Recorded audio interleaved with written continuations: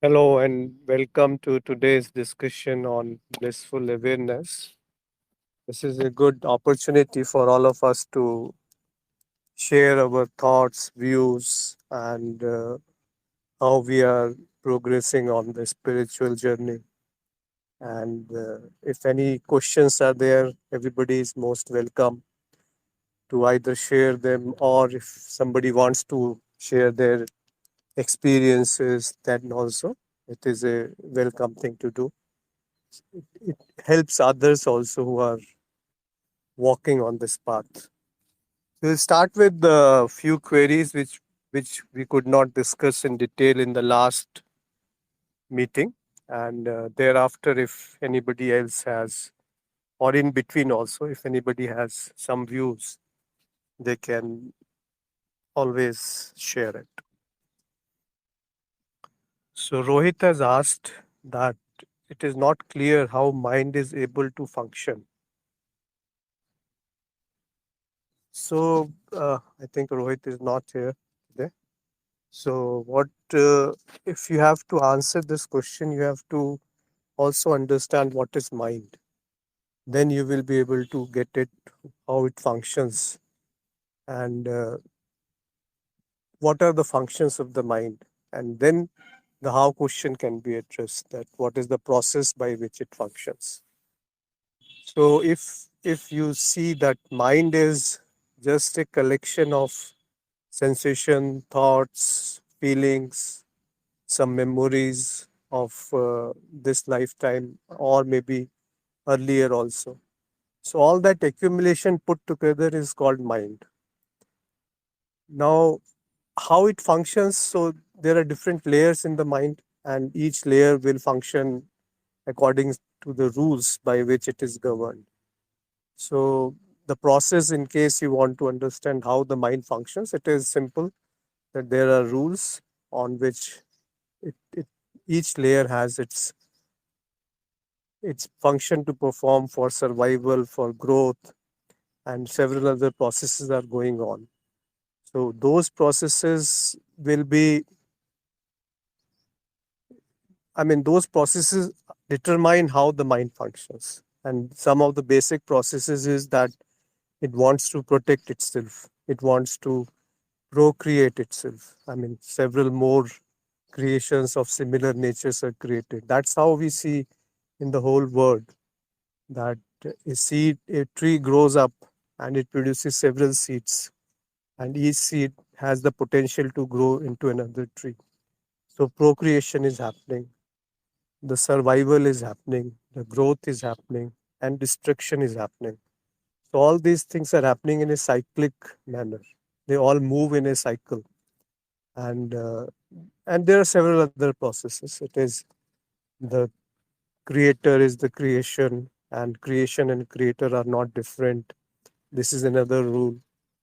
Then self similarity, that whatever is above, so is below, and law of movement in the direction where the impressions are formed, and several other rules are there in which the mind functions. Now, point is, what is mind? If we come to path of knowledge now, this all what we talked till now is more related to the science, more related to the functioning of the word.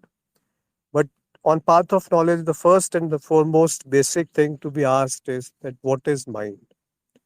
Then functions and processes will be known. So when you go and try to search mind, you will not find anything called mind. Because who is searching the mind? It cannot be mind. And so the one who is searching the mind is not the mind first. And the one who is searching the mind is not different from the mind also. Now, here everything will start collapsing. All theories, all postulates, all concepts about mind will start collapsing. Because where is the mind? And what is the mind? So, if we see where is the mind, there is no place. When is the mind, there is no time. What is mind? Then we will try to analyze. Yes, it is a collection of several things. But what are those things? If we go into each one of those things, you will find again they will vanish into something we call as emptiness. Means you don't find the essence of what is that, like thought. Is thought real? If thought is real, what is it? Where is it now? And how it is different from the one who is knowing the thought. So if we start contemplating in this direction, then we will be able to understand it in more comprehensive manner about what is mind. And unless we know what is mind, how we can answer this question that how the mind functions. So it is a catch 22 situation. Like the one which is trying to know how the mind functions is actually itself is the mind, so called mind. And it is trying to decipher how the mind functions, like a computer software program wants to know how the software program functions. Now, how can it know that? It can only function the way it has been created. Now, this is again an analogy.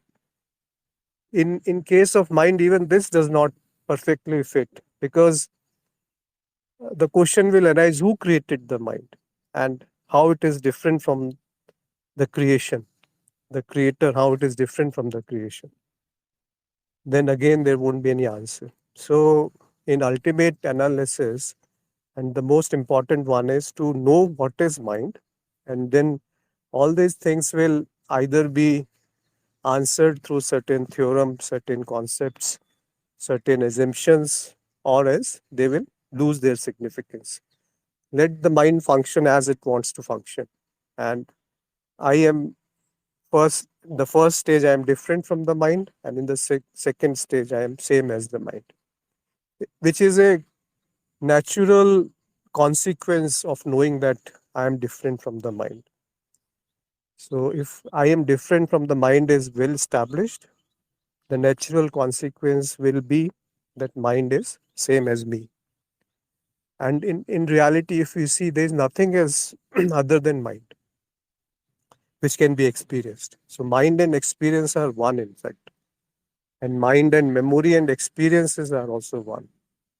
So, you see, there is no difference between two experiences. We may say that experience of eating is different than experience of hearing, but are they really different?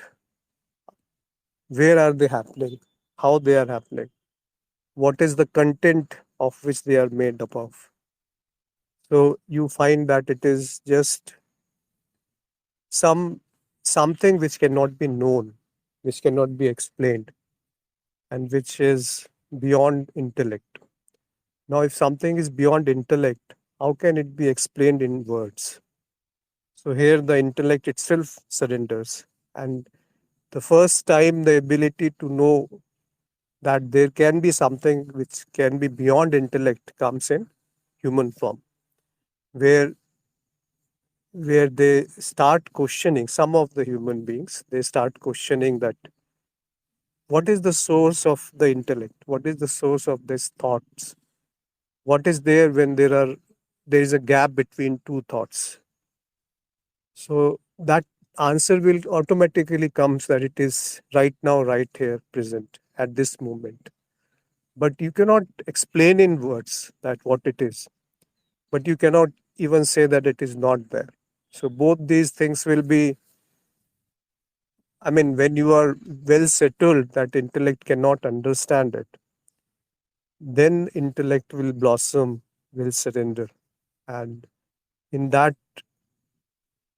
certain questions which there is no answer will be will also get settled on because there is no answer to who am I. Whatever answer comes will be half. It will not be perfect answer. It will not satisfy the intellect. And that is the beauty of it, that it cannot be answered, yet all answers are generated from the same source, from where the questions are arising. So if this is clear that the questions and answers both arise from the same place, which is the origin of the intellect, which is the origin of the mind also, which is the origin of this energy, let us say, let us forget about mind. There is something as existence even without I thinking that I am there. So if that be the case, that itself is the source, we can say. And nothing can be known about that source. And that is the surrender. That is the grace which blossoms, which comes in life once the seeker is ready to question the things as they are, not taking beliefs, not taking whatever the society has fed from the beginning. So those things will wiped out automatically a as a seeker becomes more acceptive, more open-minded, more he or she tries to see the things in its real essence. That what is the essence? That self-inquiry is the root cause, is the prime driver to take you to some conclusion, and always that conclusion will be not satisfactory. That conclusion will have certain gaps. So here you have to either go to your guru and ask to fill those gaps. But see, if you start asking who am I, you will find that it cannot be answered, and yet it is not unanswered also. So both these things are parallel, they are simultaneously existing.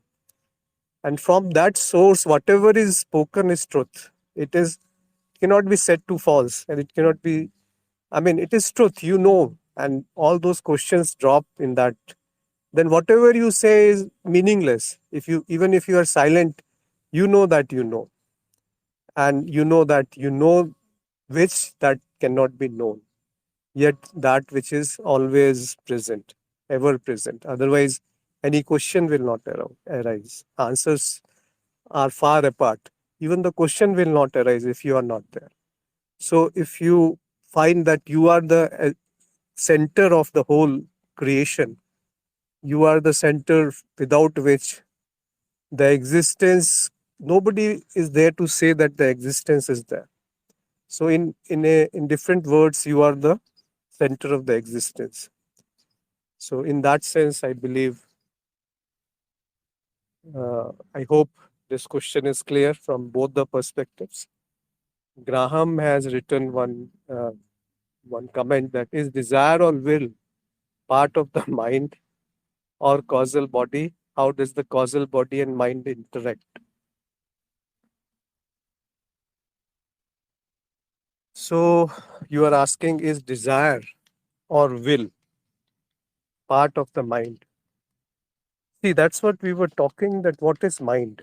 Mind is not very well defined in English also, that what is mind? It can be said to be a collection of so many things: sensations, feelings, emotions, thoughts, desires, memory.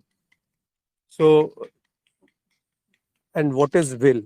So, desire. What is desire? First of all, desire is something which propels you to do some action. That is desire. Where from it comes? It comes from memory. If there is no memory, there won't be any desire. So the desire is a part of the mind, if you say in that respect, and it is one of the layer of the mind. But more correct word is memory. So desire is a layer of the memory, and mind is a collection of all these layers. Or mind and memory are identical. If we take that definition, then it becomes easier to understand that mind is a common parlance language and memory is more technically correct word. So mind and memory are identical. If we say that, or we say that the movement of the memory is mind, in one which we call in Hindi vritti. So if we say that the mind is a chit vritti, means the movement of the memory is the mind. So that is another way of explaining what is mind. So effectively, mind and memory are one. If we, for better understanding, if we consider that, then desire is a layer of the memory or the mind. And what is will now? Will is again a intense desire, I will say that, which actually it is not again defined in Hindi or in the spiritual literature. What is will? It is called Ichha Shakti. The force of the desire is will. What does it mean, force of the desire? Means when some desire arises and there is a I mean intensity attached to it that it needs to be fulfilled, then it is called willpower. But it is a subtle form of desire only, so it is again a part of the mind or causal body. Now, causal body is not different from the mind. Desire and causal bodies are again similar or same. The collection of desires is causal body.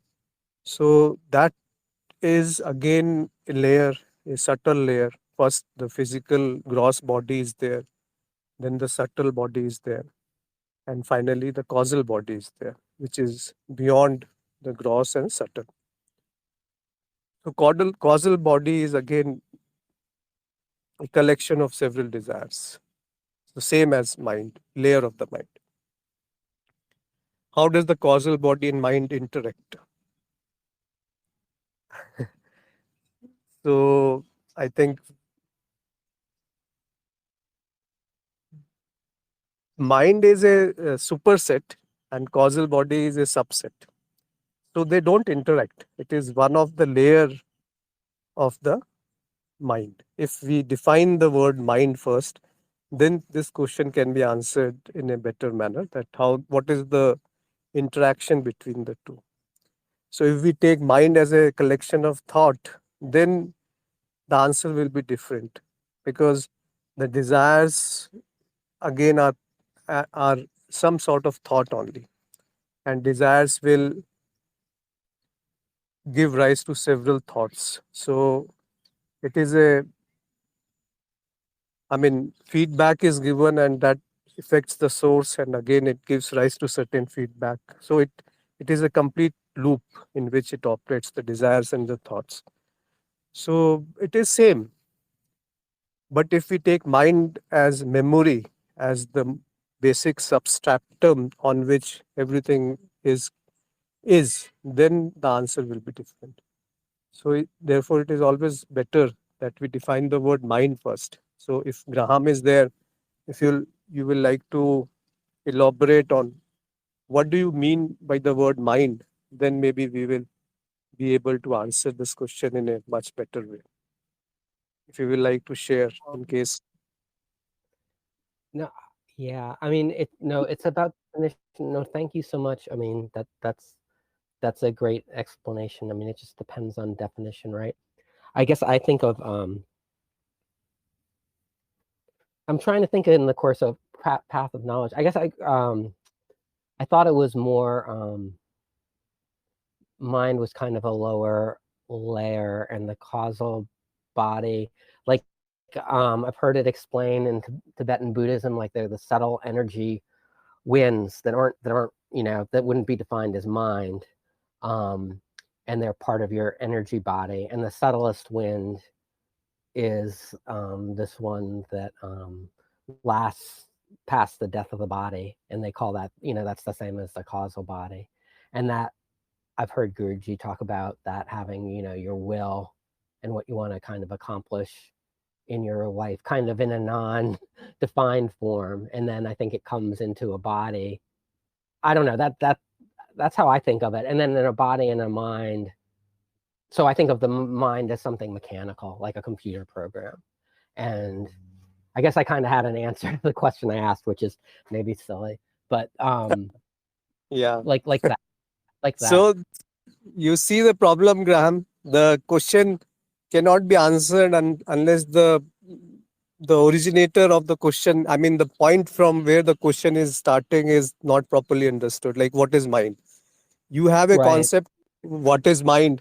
I have another right, concept, what is mind? Now, how can I answer any question, or you will understand the answer which you already perhaps have some concept about it, right?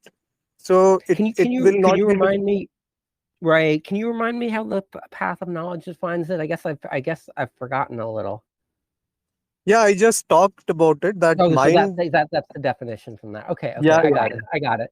Right, right, yeah. right. No, I know. I guess I get it. The layers of the mind, and that definition includes the most subtle. It would include the Yes, causal yes. body because it includes the most subtle layers.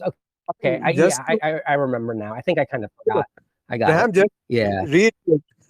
You think that mind and memory is same, then the answer will be much easy.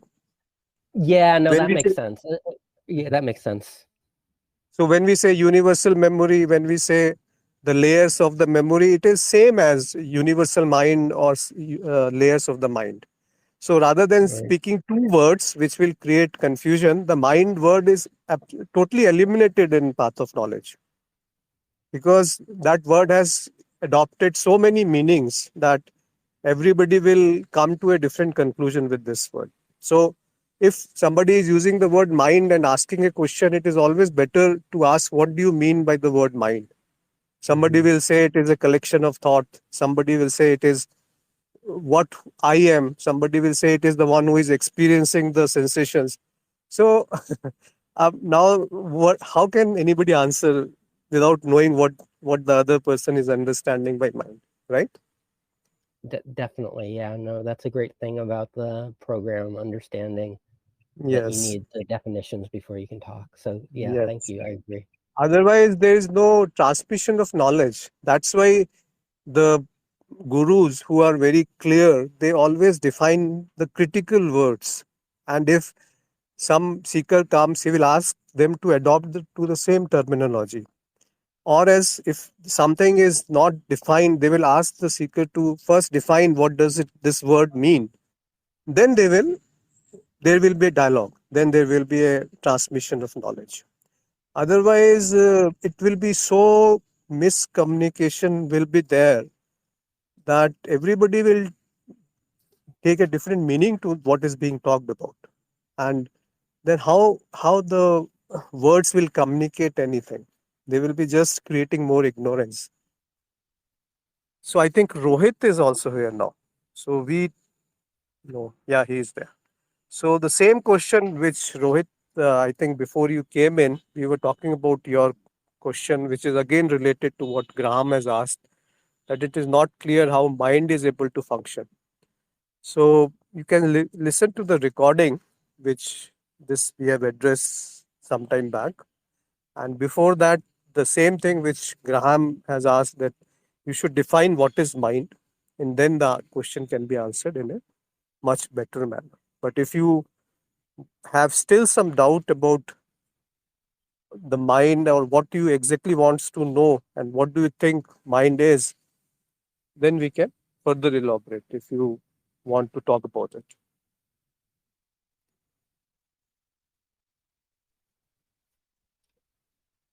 Ashwin, I'm sorry. I Otherwise, was just looking at the yeah, blog please. and stuff, and they just making. So he's just defining mind as equivalent to memory, just as you said. So it's just a synonym for memory in the course. I kind of forgot that a little. Yeah, I got it. Thanks. Yeah, Graham. Thank you. So I think by the time Rohit is typing, perhaps, so we will wait for some time. Otherwise, we go to the next one, which is Khaled. One more comment is there. Rohit has said, I read your answer. It is clear now. Okay, great. So you listen to the recording also. Before you joined in, we have talked about this question and perhaps given a more elaborate answer, because writing an answer does not give a more elaborate explanation. So we will share. I will share this recording. Then you can get it. If some other something which is not clear, you are most welcome to ask. So Khaled has one more comment which he has given last week, last Friday, which could not be taken up. The experience of seeking is experience of a controller, which is seeking liberation that will eventually lead to liberation of the mind. Does this experience transforms into appearing, or is it automatic? Now let me ask the fellow seeker who are joined here. What what does it mean when he has said that controller and liberation and also the liberation of the mind? There are three very powerful words. So are they what does it mean when anybody thinks about these words? Like, is who is the controller and controlling what? And secondly, what is liberation? And thirdly, is the liberation of the mind possible? Even possible? So can anybody like to speak or maybe try to answer this question or try to see where is the fallacy or what are the assumptions behind it?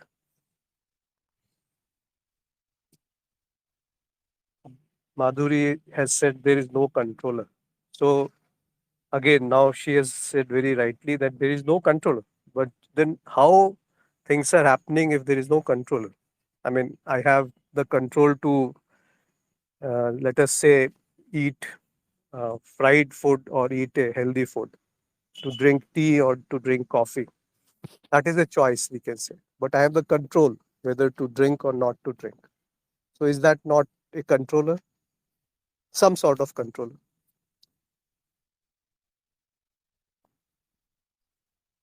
Anybody will like to comment on this? Because let us try to understand this in more depth. Who is controlling and what is the controller and what is being controlled? You can speak also because let it be more interactive. So Madhuri view is that there is no controller. I agree with it, but let us try to find it how this answer is more acceptable. What is the science? I mean, just to say that the word is an illusion will not satisfy the intellect. Same way, there is no controller is okay, but why and how? Why should I believe that there is no control? To me, And the choice of coffee or tea ends up feeling like, even when I introspect it, it feels pretty mechanical. I'm weighing a set of things in my mind. I'm remembering the last time I tasted coffee, how it made me feel. It doesn't feel like I don't even know what the choice means. It's just a response. So it's like, I guess in path of knowledge terms, it's like there's a vibration, which is like the offering of coffee, the presentation, the arising of coffee and tea in front of me, and that vibration causes a resonance in me, which makes me choose either coffee or tea. But there's nothing. It's just mechanical. great, Graham. I think that is an excellent comment. And which, I mean, if I put it more in my words, you absolutely said the right thing that if I make a choice between drinking coffee and tea, it is based on previous memory of having coffee or tea earlier. Now, those memories, how they were generated, why on the first place I took a sip of the coffee or sip of the tea, and from the first place, certain people like the taste of coffee, and certain place people like the taste of tea. I mean, in India also, tea is more prevalent, but there are several kids and several people who don't drink tea. Then why they prefer more of a coffee? So point is that if you have to go one level back, and then you will hit the bottom that there is no controller. Controller is more or less same as doer, similar to the word doer. Meera has said even our choice to drink coffee or tea is also not in our control. It's our past tendency which drive us for particular choice. Excellent. That's what Graham said. That's what I also mentioned. There is no separation, Madhuri has said. At Chitta level, I am not separate. So who will control whom? Absolutely right. So you see if you delve deep into any question, you will, if you remain at the surface, there will be cause and effect. There will be something you can attribute to it. I have a choice that I am drinking coffee or tea. Very simple example. But when you go deep, you will find there is no controller, there is no doer. Because, and who is controlling what? Can the mind control the mind? It is, it is, it is both are inert actually. You are the one which is giving, what do you call that word? Cognizance or something like that, which is giving, which is illuminating the mind, I would say. So if you are not there, mind is inert. If the illuminator is not there, the object which is getting illuminated has no meaning. So if the object is never seen without the one which is seeing it, it can be inferred that the object does not have any independent existence altogether, because nobody can say that I am not there and the experiences are happening. Now, all these things, choices, the thoughts, the impressions, the memory, they can be simply put in one word as experience. And where are the experiences happening? Who is, can the experience happen without the experiencer being there? And in the ultimate analysis, can the experiencer be there without the experiences being there? So the answer will be no. Without the experiencer, experiences cannot happen. And without the experiences, experience does not seems to be existing. So both coexist simultaneously and they don't arise one after another. They are, there is no time difference, there is no space difference, and they are never found separate from each other. They are never known separate from each other. So are they not one? And if they are one, the whole divisions are false. If it is called non-dual, the word is non-dual. Whatever we are talking is in duality. Whatever we experience is in duality. But the, the truth is, it is not true. And if it is not true, then whatever we speak is false. Whatever we speak is false. Be it mind, be it controller, be it liberation, or be it seeking. All these things are false. But they are relatively true because you don't want to suffer in this life. And therefore, you will like to have a feeling of control of your life. Now, the question is your life is a wrong word. So, who is the controller, let us say, in the dream? Who is controlling the dream characters in a dream? There will be no one actually. And if dream is taken as an analogy, things become very clear that what is happening in a waking state and what is happening in imagination. For example, if I just close my eyes for some time and just sit, and I will find that the waking state, dream, and imaginations are merging with each other. They are not three. They, I mean, I have tried this. I could not make any difference in the things, whether I'm awake, whether I'm dreaming, or whether I'm imagining something. So all put together, it will be a very mixture of all these things. Like if you go into dream, there is no seeker, there is no one who is controlling the dream characters there. They are as if moving on their own. And if we say that the dreamer is controlling, I don't think dreamer has full control.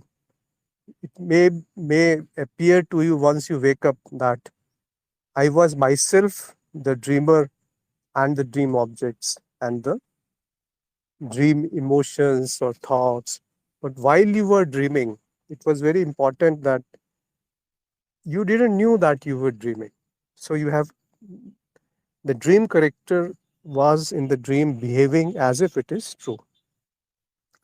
But just as an analogy, if the dream character is aware that it is a dream, then even though it will act as if it is true, but it will know that it is dream, the dream will not impact the dream character as much as it impacts if the awareness is not there. Same thing will be applicable in, in in a similar manner in the waking state.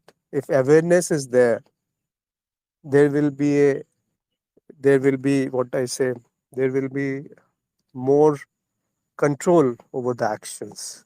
And it is okay. I mean, if a madman is there, it doesn't have any control, right? What is the difference between a madman and a sane person?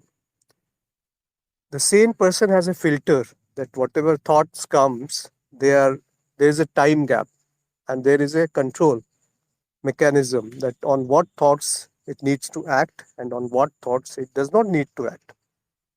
In a madman, that filter is gone. That's the only difference, right? Whatever thought comes, it acts. It doesn't know whether the body needs it or not. It doesn't know whether it is right or wrong. So, in a way, it is more aligned to the nature, right? Like animals, they are also aligned to the nature in a sense that they are governed totally by the instincts. The concept of control is not that much available in the animals. Same way with plants. Now, when we come to the human beings, there is a illusion of control that I am having the control.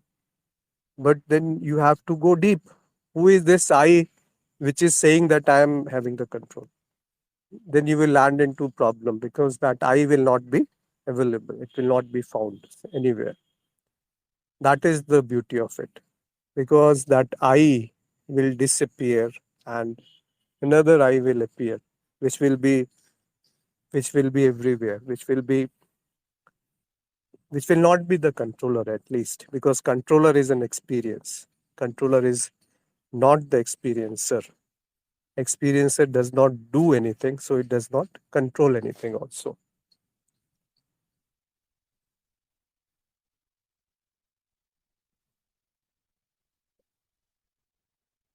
Madhuri has said that subject object concept has to be dissolved.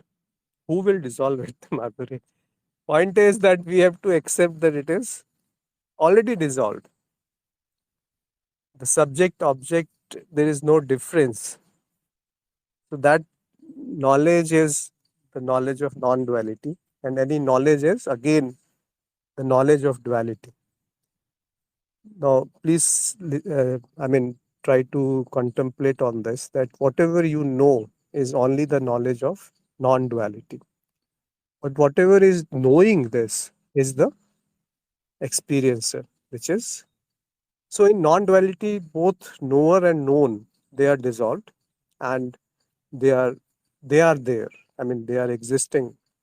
So both are there and both are not there. So intellect will be gone. I mean, after this, intellect cannot reach anywhere. In ignorance, one consider there are two. Yeah, yeah, absolutely right. I agree with you that if the ignorance is there, then that or that I, which is the real I, is attached to a fictitious form or name, and that form and name is taken as real, and the consequence of ignorance is suffering. That is why, I mean, we have seen some saints, I mean, we have heard about them, we have read about them, that even if their body is having pain, they are not that much concerned. They are not at all, I mean, as if they are not feeling the pain. But those saints are rare. Those saints are, I mean, those saints are not very common, I would say. But that is not, again, a parameter to judge whether a saint, if he doesn't feel pain, then only he is a saint. I don't think that could be the right conclusion. The conclusion is whether the ignorance is there or not. So, if ignorance is removed, which is possible, then the underlying bliss, underlying peace will shine forth. The kindness, the compassion, the love, and the beauty will shine forth. Then desirelessness will start making more sense. then the concept of doer will start losing its grip. Then the venom in the words will not be there. The poison in the words will not be there. The words spoken will be of what? Love, of gratitude, of creating some peace. And that is what the purpose of life is, that you are yourself the life. You are yourself the creator and the creation. And there is no difference between the two. So in behavior, you have to behave as if it is all real. But in the deeper valleys of your existence, you know it is not real. So the controller itself is being controlled. Observer is the observed. If we see it from that perspective, the observer is the observed. That means controller is the controlled. So if controller is being controlled, then who is controlling that one who is controlling the controller? So it will become a never-ending cycle, and it will end. It will end right here, right now, at this moment. And if it doesn't end right here, right now, at this moment, it can never end because it never started. So think about it. Don't take my words or the words written in the scriptures or the words being spoken by any guru. See for yourself, what does it mean to when we say controller is the controlled, observer is the observed, seer is the seen. What does this word mean when we say I am that, aham brahmasmi, tattvamasi, you are that, you are that? What does it these words convey? Does they convey that this ego which is identified with the body and mind is the Brahman? Or does it convey that the one which is right now knowing that this attachment is there is the essence of everything that exists? So that there's no ego is not the right right word, but I is the right word, because ego again means some attachment. But with I, there is no confusion. There is no doubt. Nothing will be remain as doubtful in case the word I is used, because that I word is the foundation of whatever is being experienced, and that I is not different from the I which is listening to these words, and that I is not two. That I is one, and that I is not different from any one of the experiences which are happening. So that I is experiencing itself in illusory forms. Then it becomes much more easier to conceptually understand it. But again, they will all fall flat. All these concepts will fall flat if the grace is not there, if the intellect is not purified, if the mind is not settled, if the thoughts are, I mean, not disturbing, if the desires are not disturbing, there are no such unfulfilled desire, major unfulfilled desires which keep you running after it. In that condition, when that mind is purified, thus the ability comes to understand its source, to understand what is I. So that I is not two, first of all. That I is cannot be known, but that I is not unknown. So that I, when it is known, all questions will disappear. And that I, when it is known, you will not go to anybody and ask whether I know it or I don't know it. So that I is such beautiful presence that is the source of all that exists. I hope it makes some sense.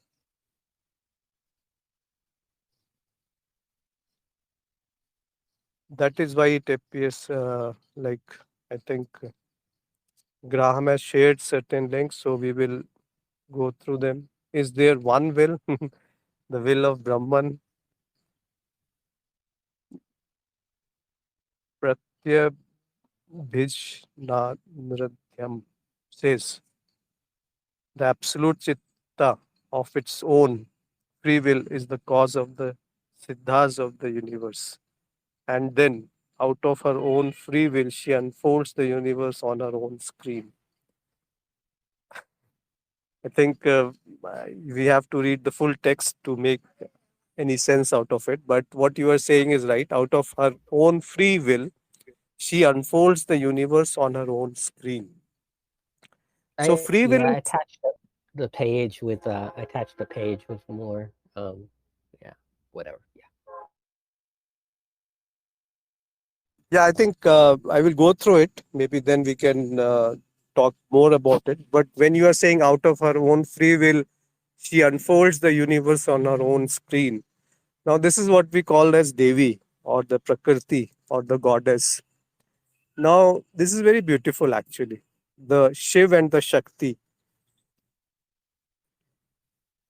Now, actually, in India, we are celebrating the 9 days of goddesses, and there are 9 forms of one goddess, which has taken 9 forms, and each form signifies and has its own story, and it is very beautifully tried to actually these things are created so that people are able to understand it more properly. If even if the texts are destroyed, this is carried in the memory. It is carried over from generations to generations. So these are considered to be very auspicious days.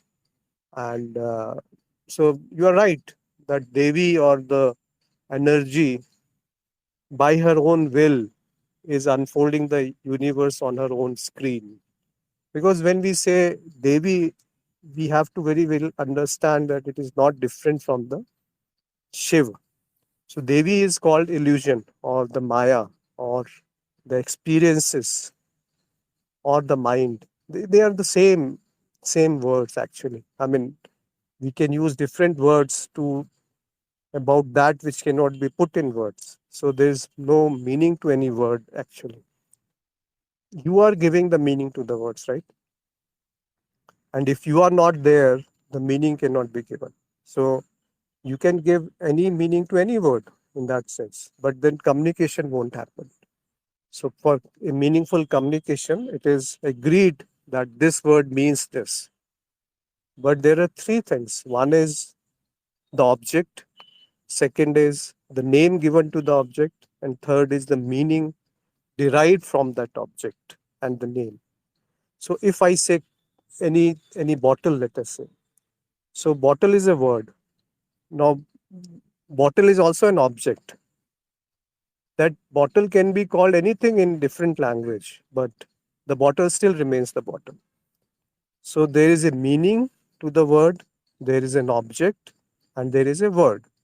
So all these 3 put together make some sense. Sometimes there is no object, but only the word is there with a meaning. And sometimes meaning cannot exist without the word, right? But the meaning, the one who is assigning the meaning, will still be there if there are no words. That is the beauty of it. Like an animal, if assuming certain animal like an ant, if let us assume it does not have any language in terms of words being communicated to each other, still they communicate to each other. Still they know that they are there. Still that ant knows that this is dangerous. I should run away from here. The ant tries to protect herself, and ant has that intelligence to create the house of her own, to store the food, to know what is good for her, what is bad for her. Now, where are the words here? So, words only create misery, I would say. When and it's not that words are not useful; they are useful for communicating, but they have a limitation if they become a burden. That's why the words are considered. Some people who are on the devotional path consider the path of knowledge as dry because they think they are just conceptualizing the thing which is which cannot be conceptualized. If there is no juice, what is the meaning? If you have not tasted the sugar, you can write books on sugar and it will carry no meaning. So there will be different people arguing. I mean, you have to listen to all whatever different paths are there, or different people are there, different concepts are there, but don't believe any one of them, even path of knowledge also. So whatever is being spoken needs to be corroborated with your direct experience as well as logic and also the grace of the Guru. If these three things are there, I believe nothing can then, I mean, uh, what do you call in English? Confuse you. It will not create any doubt in your mind. See, the word doubt in Hindi means sandeh, meaning the, that you are one with the body, you are attached to a body, then doubts arise.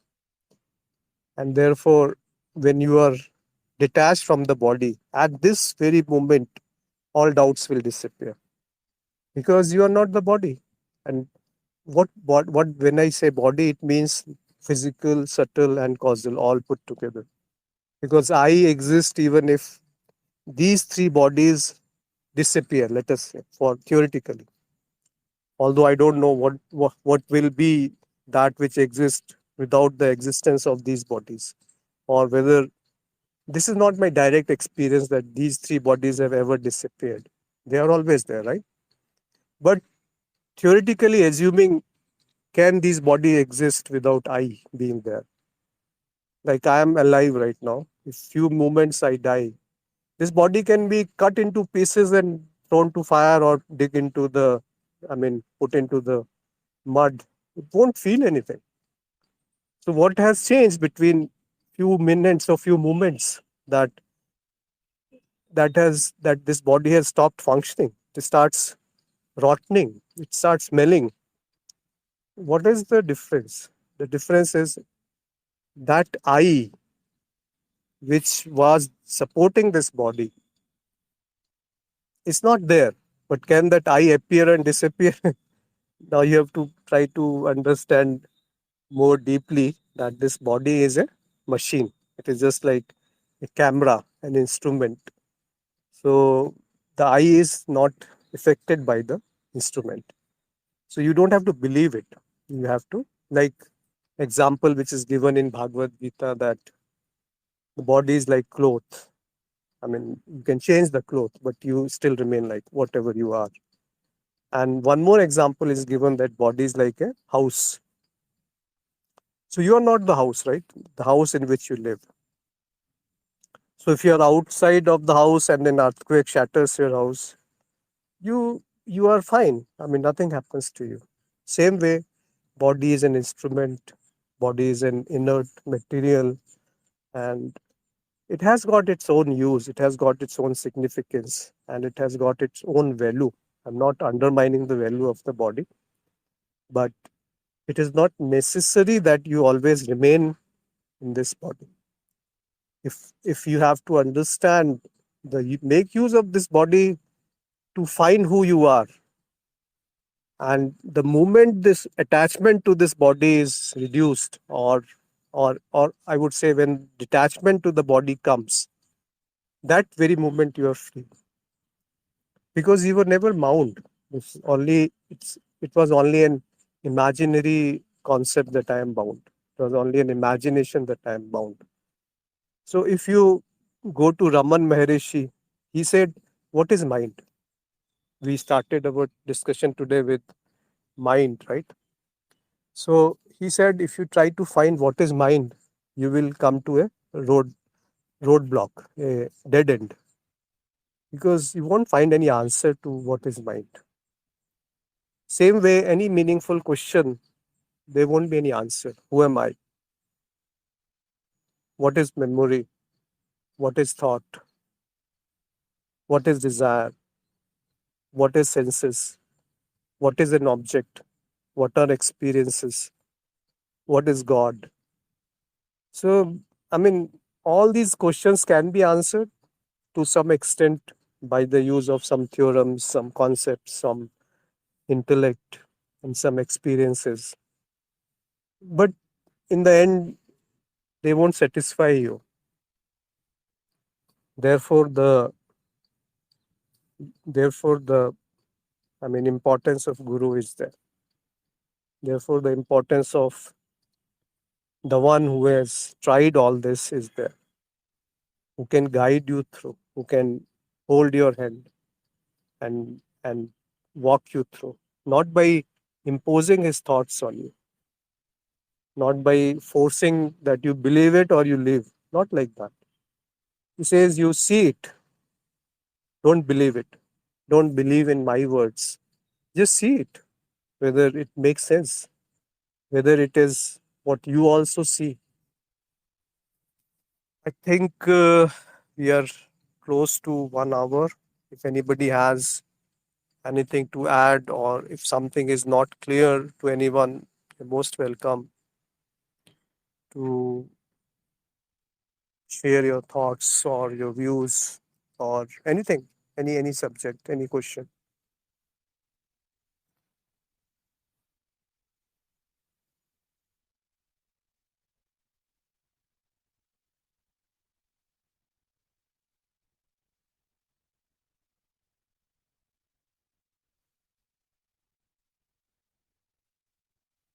I think everybody is silent. Oh, good. That I hope it made some sense to all of you. I hope it was useful in addressing some of the concerns you have.